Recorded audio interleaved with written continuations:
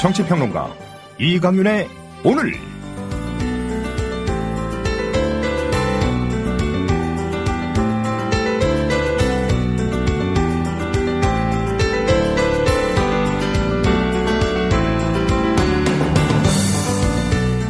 안녕하십니까, 이강윤입니다. 2월 15일 월요일 시작합니다. 매일매일 꼬박꼬박 들어주시는 애청자분들께서는 아니 3시인데 왜 이강윤의 오늘 시그널이 나오는 거지? 라고 생각하실 수도 있을 것 같습니다. 공지가 됐는데 촉박하게 공지된 탓에 미처 모르시는 분들도 많이 계실 것 같아서 제가 개편 사실을 알리고 오프닝 그리고 오늘 순서 시작하겠습니다. 2월 15일 월요일 오늘부터 국민라디오 상당히 큰 폭의 개편이 이루어졌습니다. 아시다시피 몇몇 프로그램들이 일단 잠정적으로나마 폐지됐고요. 방송 시간도 약간 변동이 있습니다.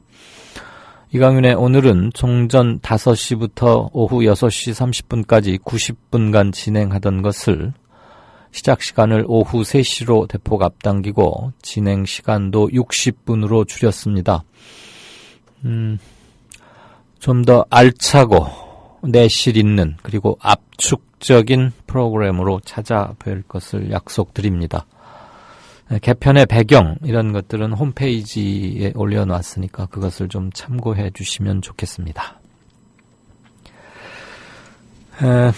지금 세월호 특별법 개정을 촉구하는 서명운동이 전국적으로 벌어지고 있는 것은 아시죠? 오늘 이른 새벽에 4.16 가족협의회의 유경근 집행위원장이 자신의 페이스북에 올린 사연, 오늘의 오프닝으로 공유코자 합니다. 특히 광주 그리고 전남 지역에 계시는 청취자 여러분께서는 귀를 좀 쫑긋해 주시면 좋겠습니다. 엊그제 주말 사이에 시민들에게 세월호 특별법 개정을 촉구하는 서명 작업에 참여해 주십사고 세월호 유가족들이 지금 전국 주요 도시로 흩어져서 가두 서명 홍보 작업을 벌이고 있는데요. 어제죠, 그러니까. 광주에서 서명 작업 독려전을 마치고 안산으로 올라온 어느 세월호 유가족에게 광주의 시민 상주 한 분께서 문자를 보내셨답니다. 그 문자 메시지를 유경근 집행위원장이 자신의 페이스북에 올렸고 저는 오늘 그것을 오프닝으로 소개하면서 여러분과 공유하려는 겁니다. 다음은 문자 메시지 내용입니다. 한 글자도 고치지 않고 그대로 읽겠습니다. 잘 올라가셨나요? 광주 시민 상주 몇몇 분이랑 모임을 마치고 대리운전을 불러서 여기저기 다 내려주고 나니 대리운전 기사님께서 물으시네요. 뭐 하시는 분이냐고요. 그래서 제가 세월호 이야기를 하니까 그 대리 기사님이 운전하다가 그만 펑펑 울어요. 어저께 대리기사 비번이었는데 딸내미 옷이라도 하나 사주려고 광주 시내 나왔다가 서명작업 독려하는 걸 보고 서명을 하긴 했어요. 그런데 세월호 유가족분들이 광주에 와 있는지는 몰랐었어요. 알았더라면 뵙고 손이라도 한번 잡는 건데 너무 마음이 아프네요. 라고 하면서 운전대를 잡은 채 계속 펑펑 우시더랍니다. 여기저기 내려주느라 광주 시내를 삥삥 둘러서 집에까지 왔는데 그 대리 기사분께서는 대리 운전비도 안 받는 것은 물론이고 가지고 계시던 현금과 그날 밤에 번 돈을 탈탈 털어서 시민 상주 모임 후원금에 쓰라고 주셨어요. 받지 않으려고 난리를 해도 안 되등마요. 너무 마음이 울컥하고 눈물이 줄줄 나서 늦었지만 이 문자 보냅니다. 이 야심한 밤에 유유. 이게 광주의 시민 상주 모임 어느 한 회원분께서 안산에 계신 세월호 가족 한 분께 밤늦게 보낸 문자 메시지입니다. 광주의 시민 상주 모임은 이강윤의 오늘 인터뷰에서도 한번 인터뷰를 한 적이 있고 소개를 해드렸습니다만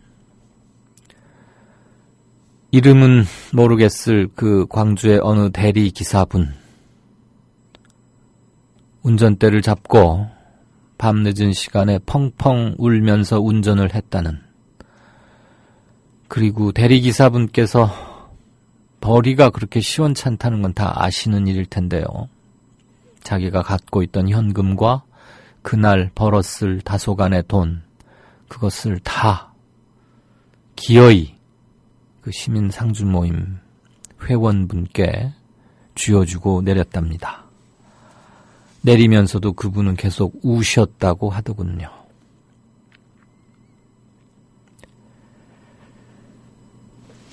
이 문자를 올리면서 세월호 4.16 가족협의회의 유경근 집행위원장은 이렇게 문장을 맺고 있습니다. 오늘, 그러니까 어제죠. 오늘 하루 종일 죽은 이혜은이가 너무 보고 싶어서 골방에 처박혀 하루 종일 울다가 이 문자를 보고 다시 힘을 냅니다. 네, 광주의 대리기사분 생각하면서 방송 시작합니다. 대한민국 투어. 우리 국민TV 남덕수 조합원님께서 운영하시는 이 대한민국 투어. 이분이 그 20년 경력의 베테랑입니다. 이분의 어떤 경험을 여러분께서는 그냥 버스에 앉아가지고 다 빼먹는 거예요. 아, 20년 동안 쌓아둔 그 빅데이터. 그렇죠. 버스가 이제 28인승 최고급 리무진 버스도 있고 45인승 좀 더 많은 분들이 타실 수 있는 이런 버스도 있으니까 고급진 여행도 바로 남덕수 조합원님과 함께라면 가능하다. 네. 문의 전화는요 1599-2686번입니다. 1599-2686. 버스 여행하면 2686이 딱 생각이 나네요, 벌써. 네. 1599-2686번 아니면 네이버나 다음 같은 그 검색창에서 대한민국 투어 이렇게 검색하셔도 되고요. 네, 그리고 웹사이트 대한민국 투어 한글로 쓰시면 됩니다. 대한민국 투어.kr 이렇게 검색하셔도 언제든 들어가실 수 있으니까 우리나라 국내 여행들 또 많이 애용하시기 바라겠습니다. 대한민국 투어였습니다. 네, 오프닝이 조금 길었고 등장인물도 여럿이고 시제도 하루 전 그래도 듣고 이해하시는데 큰 어려움은 없으셨기를 바랍니다. 남의 얘기를 전에 듣고 그걸 헷갈리지 않게 전한다는 게 생각보다 여러 해째 해오고 있습니다만 늘 어렵습니다. 날씨가 많이 춥습니다. 그리고 주말 동안 각종 SNS를 이렇게 훑어보니까 국가와 정부 때문에 너무 스트레스를 받는다. 힘들어 미치겠다. 왜 이렇게 대한민국에서 국민으로 사는 건 힘드냐. 이런 말들이 계속 넘쳐나는 걸 보았습니다. 개성공단을 둘러싼 정부에서 내놓은 해명은 도저히 잘 이해가 가지 않는 그런 공방들이 역시 주말에 계속됐고요. 자, 뉴스 브리핑 시작하죠. 김일아 아나운서 어서 오십시오. 안녕하십니까? 자, 미국의 가장 유력한 신문이죠. 뉴욕타임스, NYT가 북한 핵 문제는 제재만으로는 역부족인 거 아니냐. 이제는 사실상 핵 보유국이라는 것을 인정하고, 현실로 인정하고 핵 동결 협상으로 가야 되는 거 아니냐. 이런 촉구성 주장을 게재했죠. 네, 그렇습니다. 강력한 제재만으로 북한 핵 문제를 해결하는 것은 어려우며 핵 추가 개발 확산을 막는 핵 동결을 목표로 국제사회가 북한과 협상에 나서야 한다고 일간 뉴욕타임스가 촉구했습니다. NYT는 13일 북한을 심각하게 다뤄야 할 때라는 제목의 사설에서 미국과 중국, 일본, 한국은 그동안 북한을 진지한 대화로 이끌 제안을 하지 않은 실수를 했다며 협상의 중요성을 강조했습니다. NYT는 북한을 완전히 핵무장 해제시키는 것은 장기적으로는 목표이지만 현 시점에서는 비현실적이라며 문제 해결 국면에 조금이라도 다가가려면 억제를 목표로 한 협상이 필요하다고 설명했습니다. 북한을 설득해 핵실험 등 모든 관련 실험을 끝내게 하고 다른 나라로 기술 이전을 못하게 하는 핵 억제를 협상을 통해 이끌어내야 한다는 의미입니다. 네. 개성공단 폐쇄 이것에 대해서도 NYT가 언급했죠. 네, 그렇습니다. 최근 미국 의회의 강력한 대북제재법 통과와 한국의 개성공단 가동 중단 등 제재 강도가 강해지고 있지만 제재만으로는 북핵 문제를 해결하기는 어렵다고 NYT가 지적했습니다. 그러면서 이란 핵협상 타결을 예로 들며 서로 수용 가능한 협상 안에서만 제재가 유용한 도구로 작동할 수 있다고 강조했습니다. 지난해 미국 등 서방 세계와 이란은 역사적인 핵협상 타결을 이뤄내는데 여기엔 이란을 압박했던 강력한 제재가 한몫했습니다. NYT는 이란처럼 협상을 통한 북한의 핵 동결이 만만찮은 도전이지만 협상을 무시할 경우 상황은 더욱 나빠질 것이라고 경고했습니다. 네, 더 이상 강제적인 옥죄기 그리고 고립화 전략 제재만으로는 이거 잘 안 된다. 벌써 몇 번째 제재를 계속 해오고 있건만 핵실험 그동안 4번 했고 장거리 로켓, 장거리 위성체도 6번이나 발사에 성공한 거 아니냐. 그러니까 여지껏 해왔던 방식으로는 안 된다는 게 드러났다. 이제 현 상태에서의 핵 동결 협상 그리고 궁극적으로는 평화협정 체결로 가야 하는 거 아니냐. 대북한 정책의 중대한 선회를 촉구하는 것으로 주목됩니다. 물론 미국의 행정부 그리고 중국이나 우리 한국 그리고 일본 정부 등에서 이 문제를 어떻게 처리하는지의 컨센서스를 마련하기까지는 많은 시간과 논의가 필요할 것이고 뉴욕타임스 신문의 주장 하나가 그대로 관철되리라고 기대하는 것은 물론 아닙니다만 근본적인 자세 변화를 미국의 유력지가 그것도 대선 국면에서 촉구하고 나섰다는 점에서 저는 의미를 부여하고자 합니다. 자, 정부가 북한이 개성공단의 노동자들이 받은 임금을 전용했다. 그리고 그 근거도 갖고 있다. 이렇게 지난 주말에 주장을 했고 자료는 내놓을 수는 없다 이랬는데 다양한 경로로 추적하고 분석해서 알아낸 것이다. 이게 지금 통일부 대변인이 추가로 발표한 내용이죠? 네, 그렇습니다. 정부는 오늘 개성공단 자금이 북한의 핵미사일 개발에 활용됐다는 홍영표 통일부 장관의 발언과 관련해 북한 당국의 개성공단 임금의 전용 여부에 대해서는 지속적으로 우려가 있었다. 정부는 다양한 경로로 이를 추적했고 분석해왔다고 밝혔습니다. 정준희 통일부 대변인은 오늘 정례브리핑에서 이같이 밝히고 그 판단에 따라서 홍 장관의 발언이 나간 것이다. 더 이상의 구체적 사항은 언급하는 것이 적절하지 않다고 말했습니다.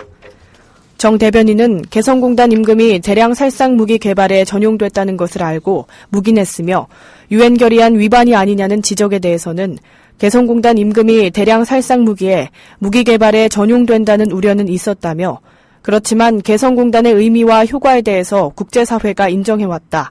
그런 차원이라고 보면 되겠다고 답변했습니다. 네, 박 대통령이 내일 국회에서 대북 제재 관련 국민들 단합을 호소한다는 내용으로 국회 연설을 하겠다고 그랬고 국회에서 그럼 와서 하라. 그래서 내일 한다는 거죠? 네, 그렇습니다. 박근혜 대통령이 내일 북한의 핵실험 및 장거리 미사일 발사와 관련해 국회 연설을 하는 것은 개성공단 전면 중단과 관련된 논란을 정면 돌파하기 위한 조치로 풀이됩니다. 청와대 핵심 관계자는 어제 어떤 제재를 하더라도 단기적으로 해서는 북한이 아파하지 않는다며 장기전을 예고했습니다. 하지만 개성공단 가동 전면 중단 조치 이후 야당 일각에서는 정부의 총선을 앞둔 북풍 전략 아니냐며 강력히 반발하고 있습니다. 이는 일관되게 대북 압박을 추진하려는 정부의 부담이 되고 있습니다.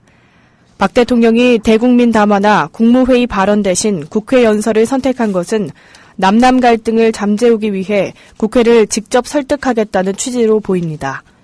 박 대통령은 취임 첫 해인 2013년부터 3년 연속 국회에서 직접 시정연설을 했습니다. 하지만 특정 사안을 놓고 연설하는 건 이번이 처음입니다. 또 사드 체계 배치 논의 공식화 이후 한미와 중국 간 갈등이 부각되고 있는 것에 대해 박 대통령이 어떤 해법을 제시할지 주목됩니다. 청와대의 한 참모는 포괄적 수준에서 중국을 비롯한 국제사회의 협조를 요청하는 내용이 연설에 포함될 수 있을 것이라고 말했습니다. 오늘 서울에서 열리는 임성남 외교부 제1차관과 장예수희 중국 외교부 상무부 부장 간의 제7차 한중 차관 전략대화의 핵심도 사드 배치 문제가 될 것으로 보입니다. 네. 소통하자 그런 거는 듣지도 않더니 자기 필요할 때는 와서 뭘 하고 그러네요. 국회도 그렇고.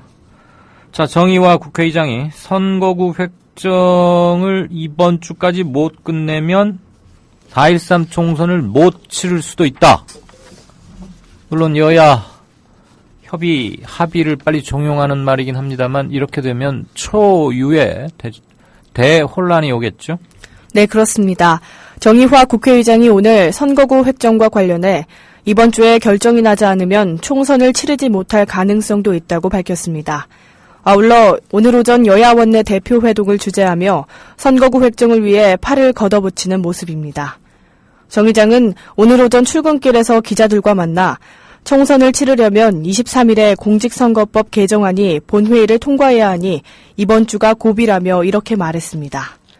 정 의장은 선거구 획정의 시급성과 관련해 몇 가지 변수도 있기 때문에 하루빨리 선거구 기준안을 선거구 획정위에 보내야 한다며 획정위에서 안행위, 안행위에서 본회의까지도 3일이 걸릴지 4일이 걸릴지 모른다고 설명했습니다. 정 의장은 다만 자신의 중재안보다는 여야 합의가 우선이라는 입장을 재차 밝혔습니다. 그는 여야가 합의되지 않은 상황에서 내가 기준안을 마련해서 보낼 경우 잘못하면 대혼란에 빠질 수 있다며 여야 합의가 우선이고 그것이 절대적이라고 강조했습니다. 정 의장이 밝힌 대로 오늘 오전 여야는 원유철 새누리당 원내대표의 교섭단체 대표연설 직후 원 원내대표와 이종걸 더민주 원내대표가 만나 선거구 획정 문제 등을 논의할 예정입니다. 네. 자, 새누리당 얘기 하나 들어볼까요? 조경태, 네, 더민주당을 탈당한 조경태 의원, 그리고 안대희 전 대법관. 이 두 사람을 놓고 이들이 과연 영입 인사냐, 그 자격이 있느냐, 그래가지고 당이 지금 시끌시끌하다면서요? 네, 그렇습니다. 새누리당 내부에서 최근 입당한 조경태 의원과 안대희 전 대법관이 외부 영입인사 자격을 갖췄는지를 놓고 논란이 뜨거워지고 있습니다. 이들이 영입인사로 간주되면 당내 공천룰에 따라 100% 국민 여론조사 경선을 하게 되는데 이에 대해 일찌감치 지역에서 경선에 대비해 당원을 관리해온 기존 예비 후보들이 강하게 반발하고 나섰기 때문입니다. 조 의원과 안 전 대법관 측은 상대적으로 높은 인지도를 무기 삼아 내심 100% 국민 여론조사 경선을 바라는 것으로 전해졌지만 기존 예비 후보들은 이들을 영입인사로 볼 수 없다며 기존 규정대로 여론조사에 당원 30%, 일반 국민 70% 비율을 적용해달라고 요구하고 있습니다.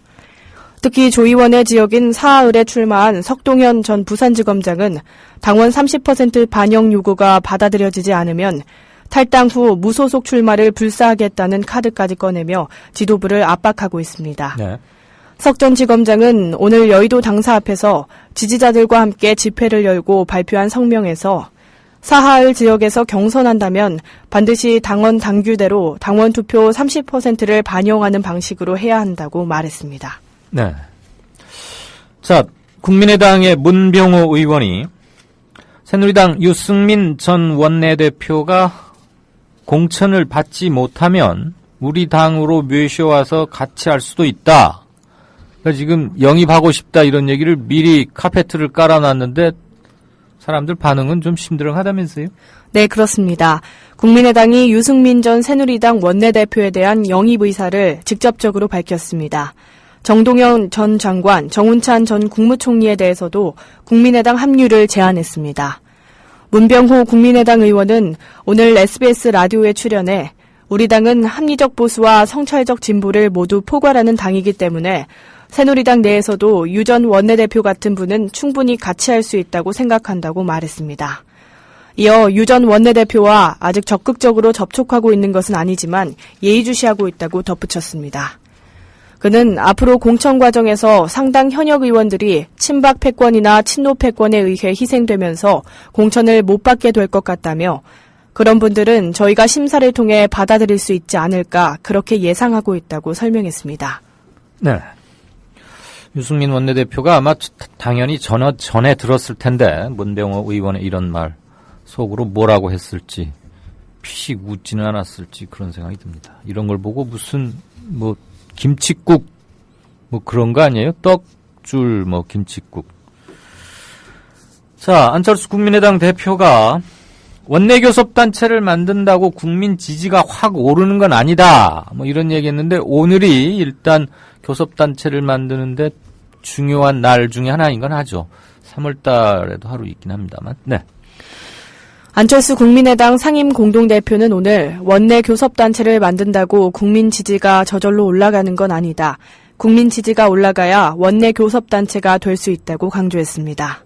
안 대표는 이날 서울 마포당사에서 열린 최고위원회의에서 지금 우리에겐 사직생의 자세가 필요하다며 저를 포함해 우리 모두가 유불리를 떠나 대의, 국민을 위해 온몸을 던져 정치혁명을 일으키려 한다면 국민은 우리 진정성을 알아줄 것이라고 이렇게 말했습니다. 안 대표는 거대 양당의 기득권 담합 구조를 깨는 건 쉬운 일이 아니다.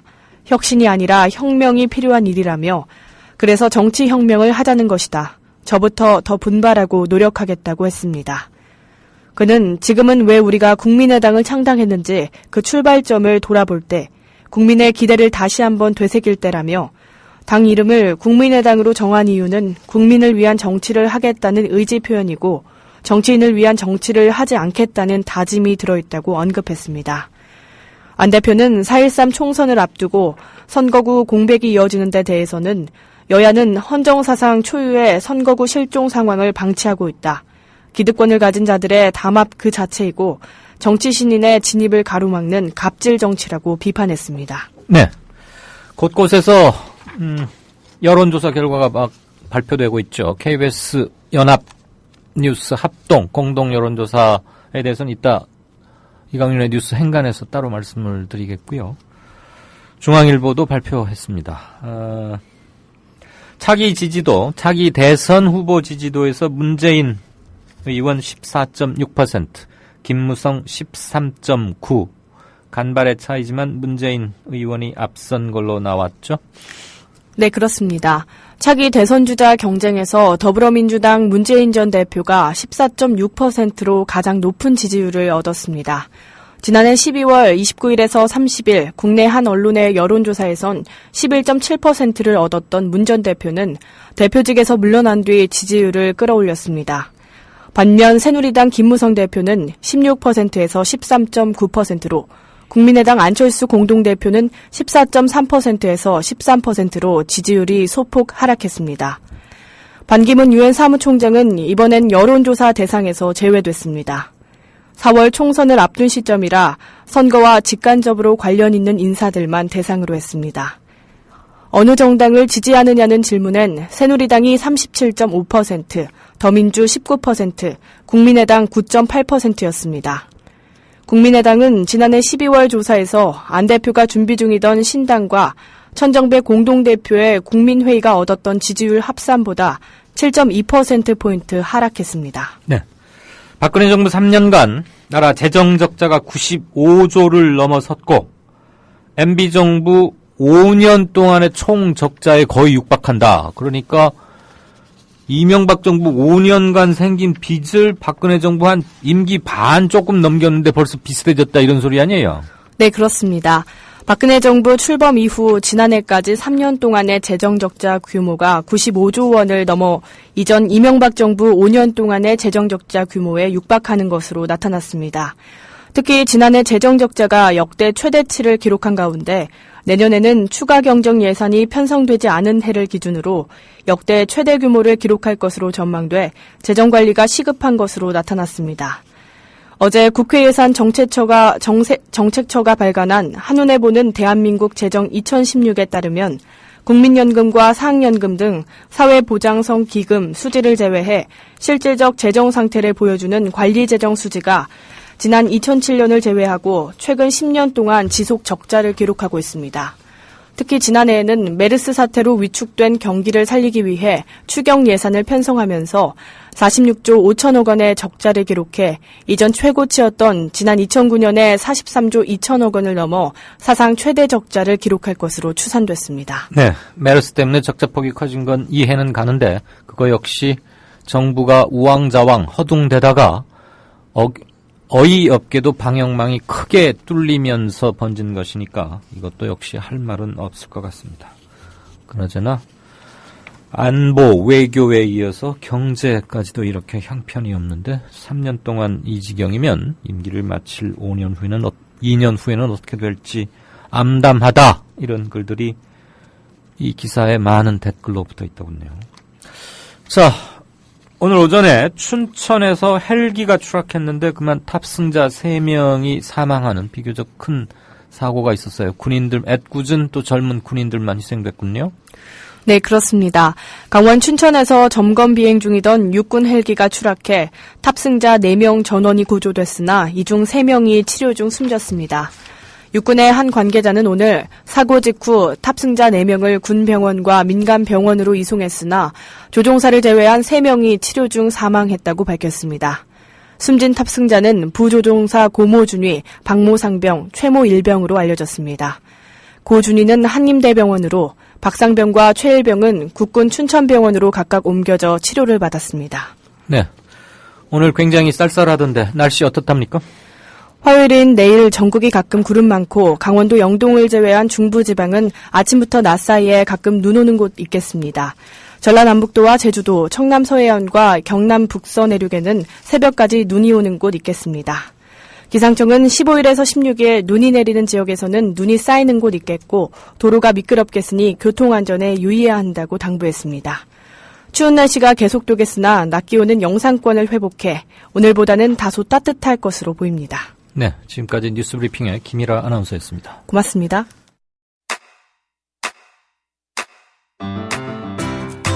국민 라디오 지지하는 4가지 방법 아시나요? 다운로드하기, 별점 주기, 댓글 달기, 구독하기. 국민 라디오를 보다 많은 이들에게 전할 수 있는 가장 손쉬운 방법. 다운로드하기, 별점 주기, 댓글 달기, 구독하기. 잊지 마세요. 다운로드하기, 별점 주기, 댓글 달기, 구독하기.